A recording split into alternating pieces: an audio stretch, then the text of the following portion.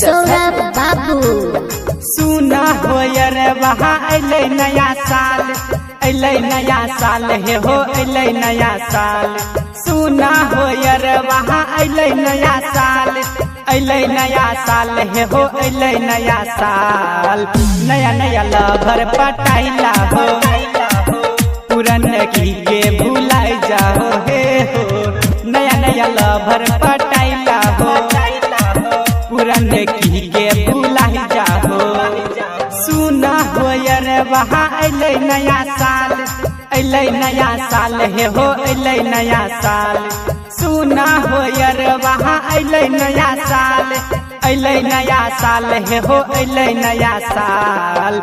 नया नया लभर पटाइला हो, पुरन की के भुलाई जाओ हे हो। नया नया लभर पटाइला हो, पुरन की के भुलाई जाओ। नया नया लभर पटाइला हो, पुरन की के भुलाई जाओ। मिक्स बाय सितारा स्टूडियो 0 माइल भागलपुर। नैका जवाना के ऑफर छो रे बा, आज मजा उठाइले रे, आज मजा उठाइले रे। नैका जवाना के ऑफर छो रे बा, आज मजा उठाइले रे। मजा तोरा भरपूर रे मिलतो, हर घड़ी तोरा कोरा में झूलतो। कहे छियो जौबन बतिया तू मान, भाव रे खैतो पूरन की रे माल। नया नया लभर पटाइले रे, पूरन की के भुलाई जो रे। नया नया लभर पटाइले रे, सुना ना पूरन की के भुलाई जो रे।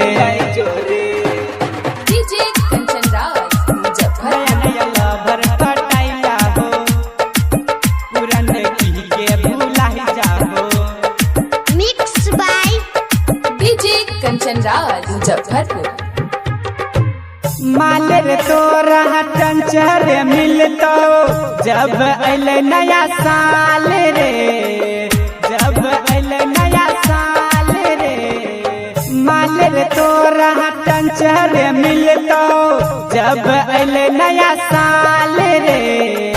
कहे छौ राइटर भीम दीवाना, सहुर बाबू गाबै छै गाना। सुना हो यार वहाँ अले नया साल, अले नया साल हे हो अले नया साल। नया नया लभर पटाइला हो हे हो, पुरन की के भुलाई जाओ। सुना ना नया नया लभर पट